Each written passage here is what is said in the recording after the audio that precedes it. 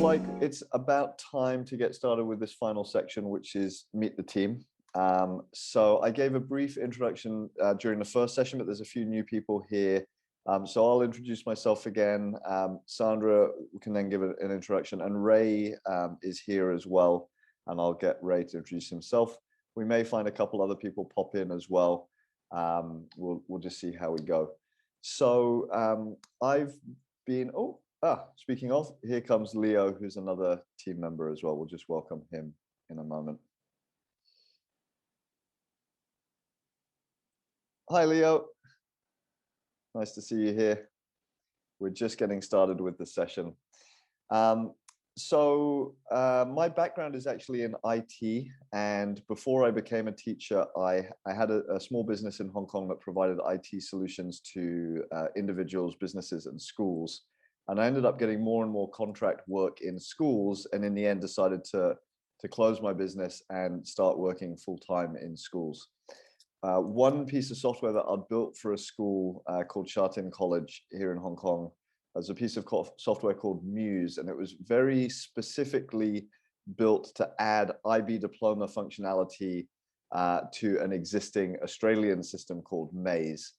And Muse was eventually mothballed, and I stopped using it. I became a teacher and an IT coordinator at school, and I had no intentions of building a new system or really doing much programming at all. But when I joined my school, ICHK, it became apparent that most of the commercial systems out there were beyond our reach in terms of financial resources, and they also didn't do what we wanted them to do.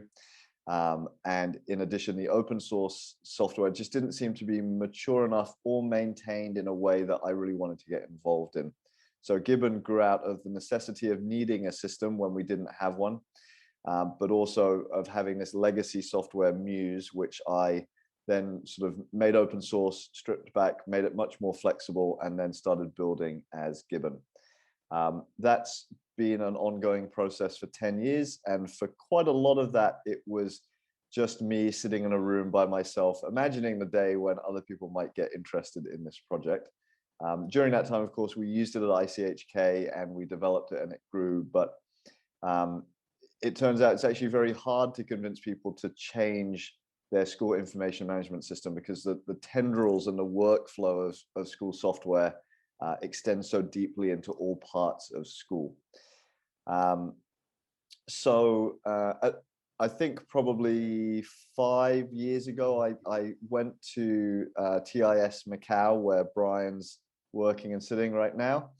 You just had a couple friendly students waving behind you, Brian. It's nice having real students in school. And I went to TIS to do some Google certification work that they were offering. And I sneakily said, whilst I'm here, could I demo some software to you? And I showed that to Mel, who then introduced me to Brian and Sandra. And TIS then started slowly looking at adopting Gibbon. At which point I might hand over now to Sandra just to introduce her entering the picture, the scene, and how things evolved from there.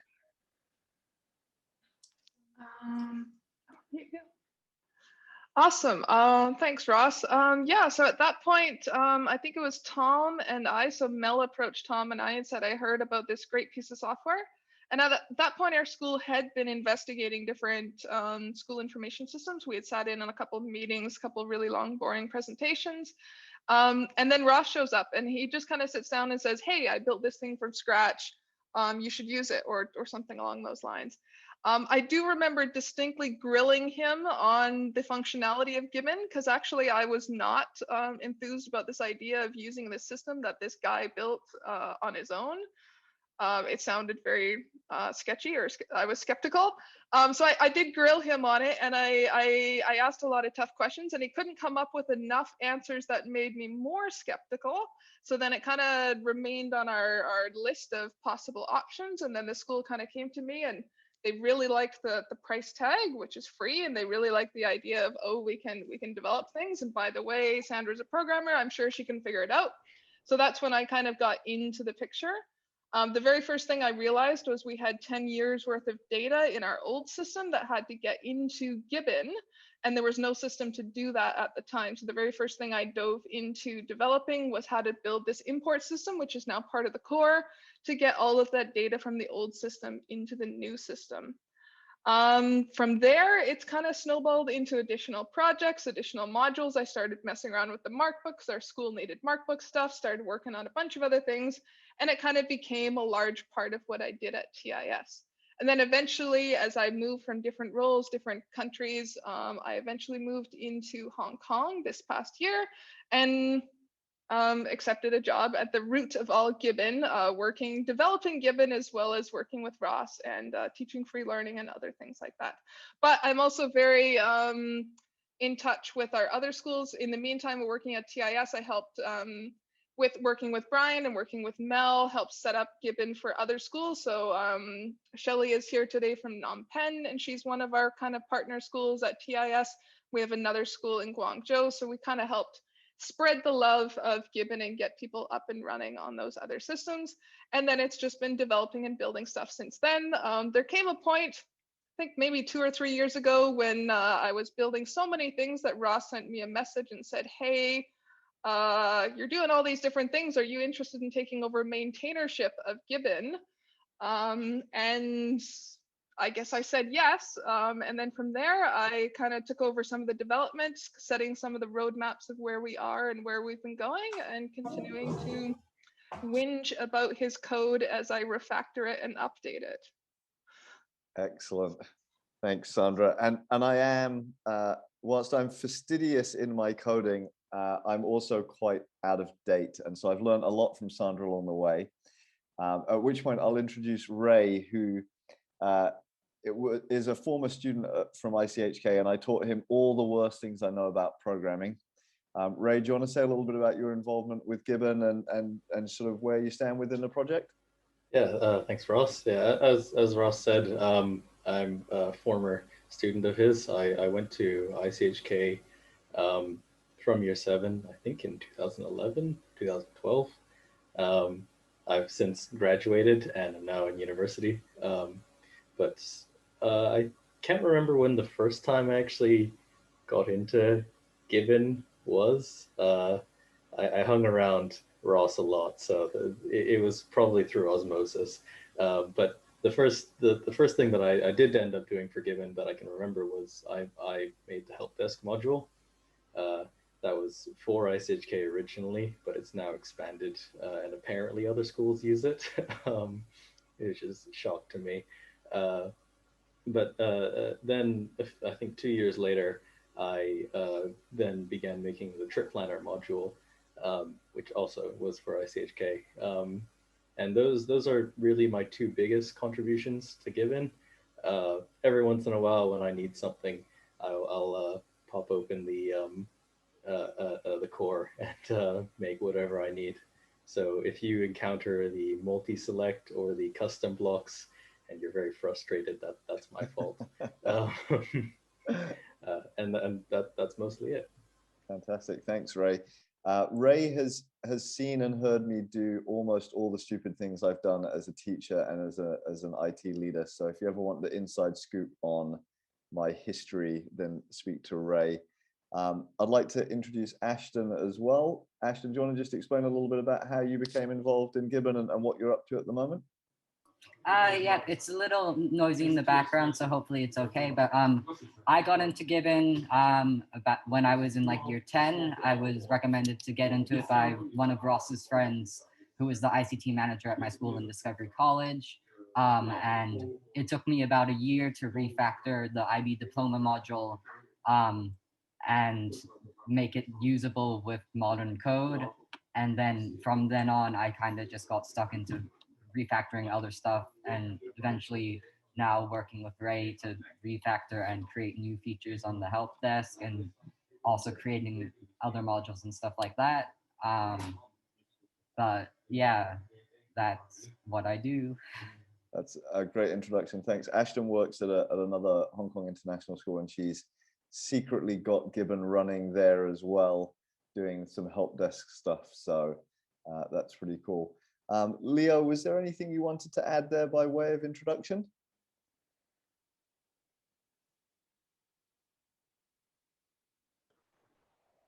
Well, I have a lot of difficulty speaking English, but I'm Brazilian and I work at a university, and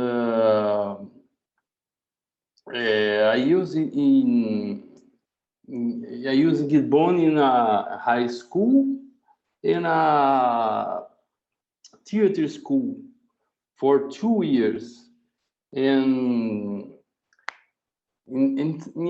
sometimes there was a need for some customizations and new modules. Yes. Yeah, that's a fantastic introduction, and I know your English is far better than my Portuguese. So, thank you for taking a risk there. Sandra is going to add something here as well, I think.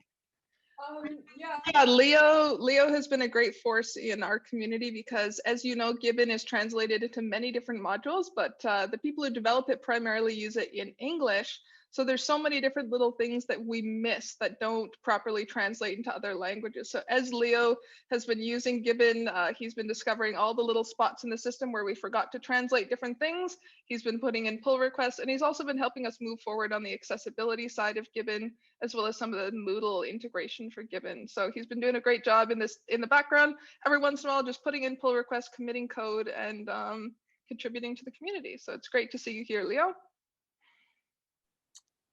Likewise, I definitely agree. And so hopefully just by getting to know some of the people involved in Gibbon, you'll see us around on the forums, and you'll see our names if you're looking at the changelog and the commits and things like that. I think for me, the real takeaway of our team is that it's really diverse. There's people from different places with different backgrounds, and it's a really welcoming team. I know Ray would probably agree that when he started programming on Gibbon, he probably didn't know that much PHP. I know, Ray, you know like 100 different programming languages. PHP was one you hadn't really dabbled in, yet there was always opportunities to learn new things and to get involved. And I'd say that's hopefully always going to be the case, no matter if you're a programmer or you want to help on the documentation side or testing. I think we're just a really welcoming team who want to move this project forward. Hopefully you find us always to be positive and welcoming and friendly, non-discriminatory, just really clean, enjoyable co-development of open source software. And our hope is that vibe, that feeling is always shared across the community. So you always encounter polite, kind, friendly people on the forums, and we work really hard to model that and to moderate the forum so it's a nice place to be. And so we'd like to think of this as a really friendly, positive community. So that's a little bit about some of the people who are involved and the sort of last 10 years and how we got to where we are. Gibbon recently passed the milestone of having been installed over 15,000 times as far as we know. I mentioned earlier, there's roughly 130 translators who have been involved in the project. And Sandra and I were talking about this recently. We think there's between sort of 200 and 500 schools using Gibbon in production worldwide. So certainly we've grown and we've developed whilst keeping hold of the same values. In terms of where we're going, my hope with Gibbon is that we keep slowly adding users. We don't want to grow too quickly. We just want to keep organically growing and having schools that really care about software and really care about education get involved in the project. I mentioned earlier on the legal front, we're right in the final steps of setting up a Gibbon Foundation, which will be a non-profit legal entity based in Hong Kong that will take over the copyright of the code base. At the moment, everyone's work ends up under my name, and that doesn't seem quite right for a community project. So eventually, hopefully within the next few months, we'll be moving the copyright over. Meanwhile, we're doing work behind the scenes to shore up other intellectual property to do with trademarks and things like that. in due course, we'll be able to start doing some fundraising around Gibbon, which will allow our non-profit arm, which is the Gibbon Foundation, as it will be called, to do more advocacy, to perhaps start making bounties available for particular features, perhaps to offer sort of mentorship and fellowships and things like that. So it's very early days on that front, but given that we've already been doing this for 10 years, and I'm looking forward to at least another 10 years to come, we're in no rush. We're happy to take things slowly and do a good job. Meanwhile, on the commercial side, and Gibbon has never been about commercial activity. It's always been open source first, but we do recognize that in any open source ecosystem, commercial activity is useful because people want to pay for sort of contractually enforceable services around things.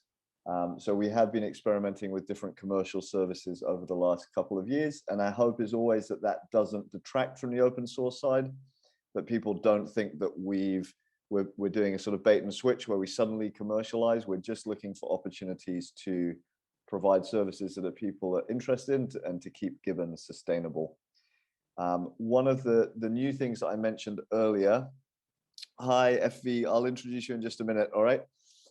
One of the services I mentioned earlier that's quite new is certification. So if you go to gibbonedu.com, there's a link to certification and you can learn more. But basically, we're offering the opportunity for interested community members to undertake a structured free learning program in which you can become certified as an official Gibbon partner or attain level 1 as a Gibbon administrator or engineer. And we find our belief is that those things will really strengthen the community because it allows us to give credibility to those people who invest the time to skill themselves up, and it allows schools to know who they can trust and how they can get help.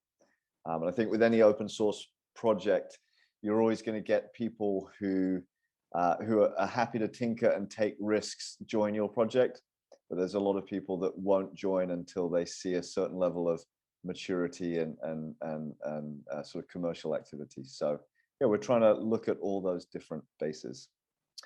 FV, do you want to just introduce yourself briefly? We've gone around the other team members who are here. We've all just said a few words. Okay, just unmuting my microphone.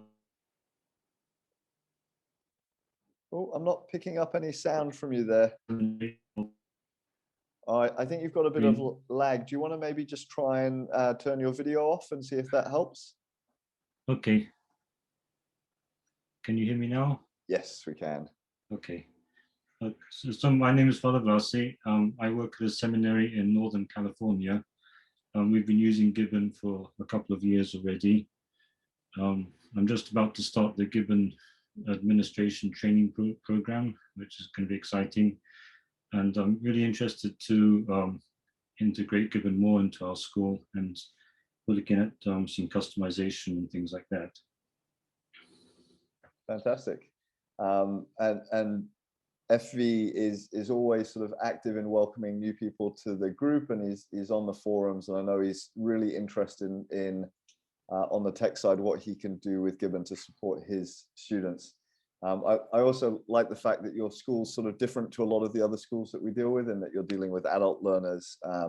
It's quite a unique school as well. So yeah, thanks for popping by to say hello. My pleasure.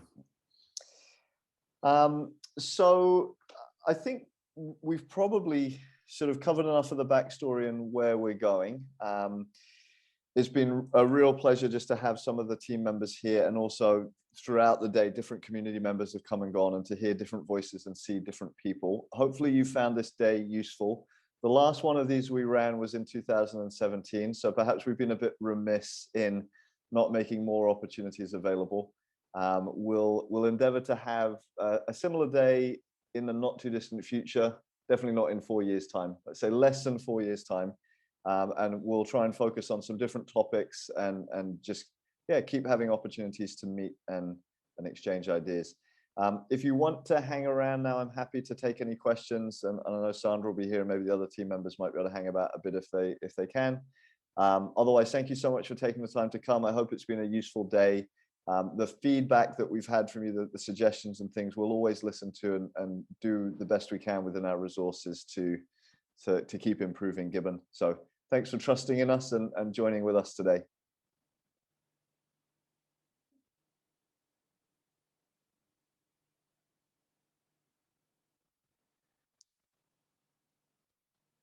This is the weird bit about Zoom where we all sit around in silence for a while. Feel free to say your goodbyes or hang out and chat. I'll go ahead and say goodbye, but thank you very much for this. This has been very helpful. Like the father, and I forgot his last name, we have a school that deals with adults, and so really it's more like a literacy council. That's probably about as close to the type of organization as we are. So some of the things that have been different is we don't have parents, and therefore the family thing is somewhat of a distraction.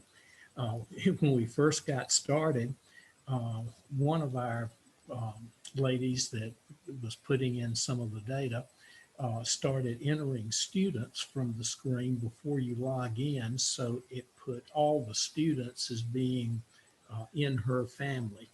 And so we had to do some database hacking with that one to overcome it.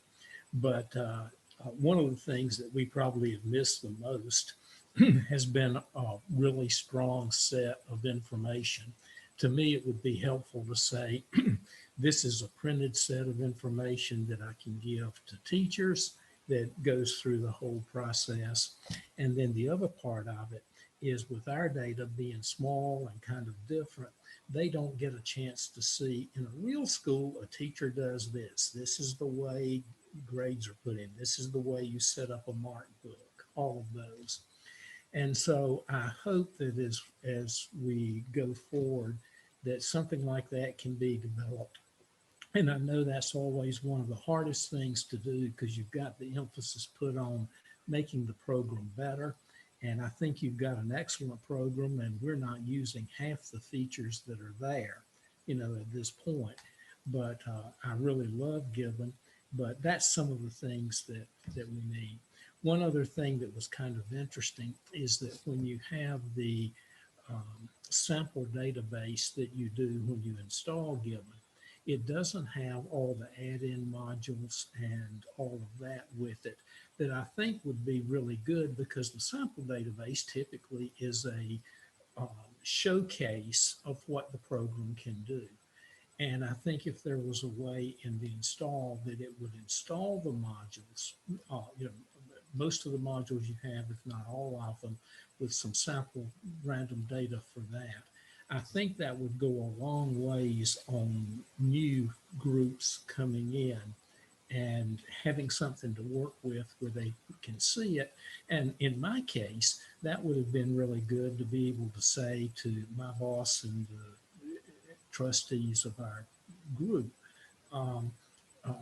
this is what it can do. I really love the free learning and the approach that you have taken personally with that, and that philosophy and the way that it's been implemented. Part of that has not caught on because of just a large number of things. I see that in our future. We have the sample, on our system, and it has been good, and everybody looks at it and says, wow, we're a long ways from that, and it kind of keeps going. So I want to encourage you on what you've done, and I hope that the feedback that I have I'm expressing can be helpful to you. But I totally support you in what you're doing, and I found this to be extremely helpful. And as I've looked at the ones that you did 4 years ago, I thought, yes, this helps. Yes, this is different. And I'm still scratching my head, so doing them more often, I think, would certainly be a help. And I appreciate y'all and in the feedback in the forum, in particular, Sandra's comments have always been extremely helpful as well. I appreciate you both. Thanks, Glenn. That's very kind of you. And yeah, we really hear you in terms of documentation. We've got Harry, who was in here earlier. He's really going to start focusing on building some more documentation. And I think your ideas about the modules and the demo data there are spot on. One thing that's definitely going to help on the free learning front is that we do have a free learning book that's going to be released hopefully sort of Q3 or Q4 of this year. It's an academic text that looks into a sort of literature review and some research around free learning, but it also includes how to implement free learning using Gibbon. So we're hoping we can push the free learning story there a little bit as well. So, but yeah, thanks for your kind words and for coming along and yeah, just continuing to support Gibbon.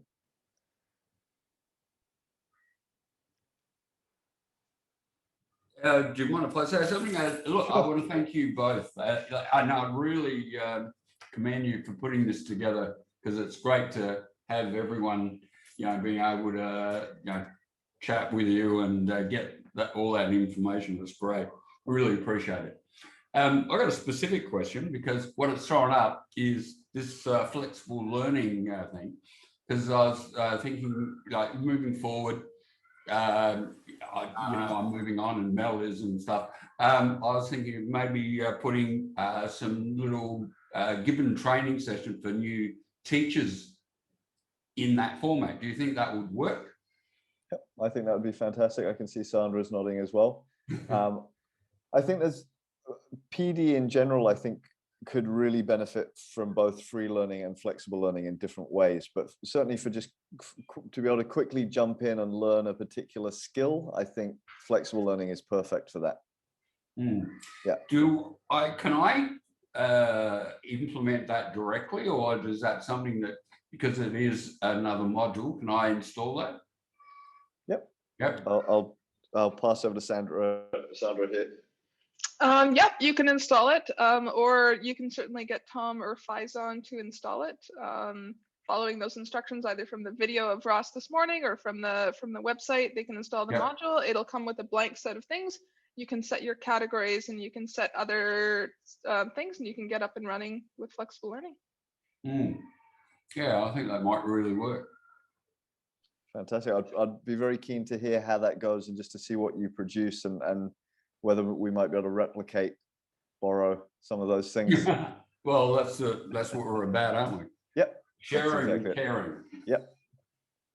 Fantastic. Thanks for coming along today, Brian. It's great to have you here. No, that was really good. Thanks. Thanks to both of you. Yeah.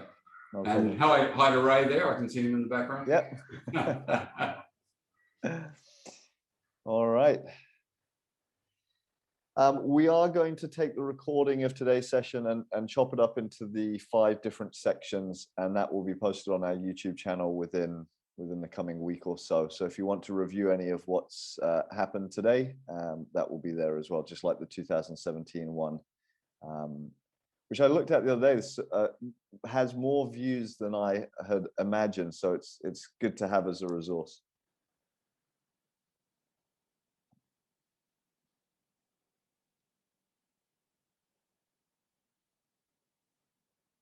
So a few comments coming through in the chat as well. So yeah, you're most welcome. Your thanks are appreciated, and yeah, it's been great to have you along today.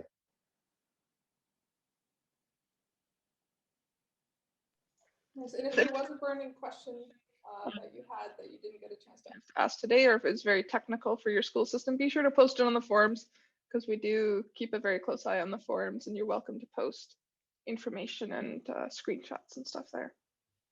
You want to take a specific question now? No, that's all right. All right, I think we might wrap up at that point. I'm sure we'd all love to spend more of the day on Zoom, but yeah, that's probably enough for today. We can all go on to our other Zoom meetings and sessions. So stay well, and yeah, stay in touch, and very nice to see you all, and we'll see you somewhere down the road. Cheers.